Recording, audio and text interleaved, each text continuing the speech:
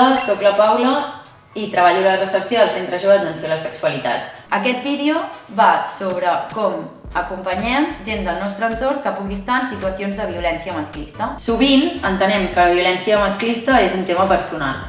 En cap cas és així, no és un fet aïllat. La violència masclista és un tema estructural que ens afecta col·lectivament. Les violències masclistes es basen en relacions de poder desigual.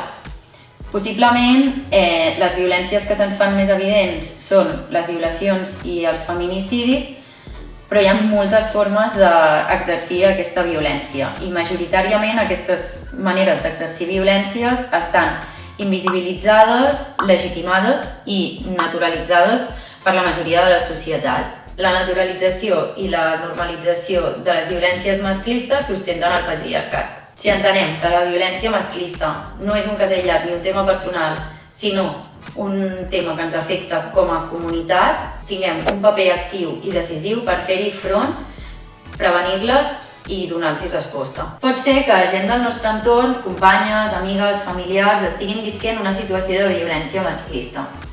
I quasi segur que si això passa, volem donar-hi resposta i acompanyar-la en això. Moltes vegades, però, ens falten eines per saber com fer-ho, com podem donar-li suport. Algunes de les coses que podem tenir en compte per tal de donar-li suport són, primer de tot, tenir en compte les seves necessitats. Les violències no ens afecten a totes les persones de la mateixa manera perquè no totes les persones som iguals. Cal generar un espai de seguretat. Aquest espai de seguretat ha d'estar basat en la intimitat, la confiança, el respecte, que ella senti que pot explicar-nos qualsevol cosa sense que nosaltres la jutgem. Pot ser que aquesta persona no estigui identificant la situació de violència i tu sí que ho facis.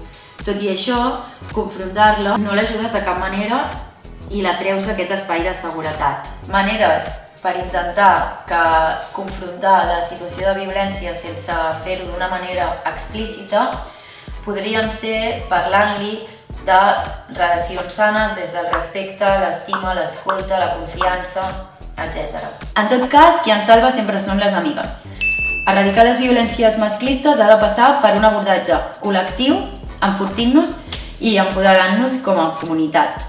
Podem ser còmplices, o no, de la normalització i la naturalització de les violències masclistes. No callem davant de les violències masclistes, sacsegem la consciència col·lectiva, fem xarxa, autoorganitzem-nos. Les violències masclistes ens afecten a totes i cal que hi fem front de manera conjunta. Per més informació, visita el nostre web centrejove.org.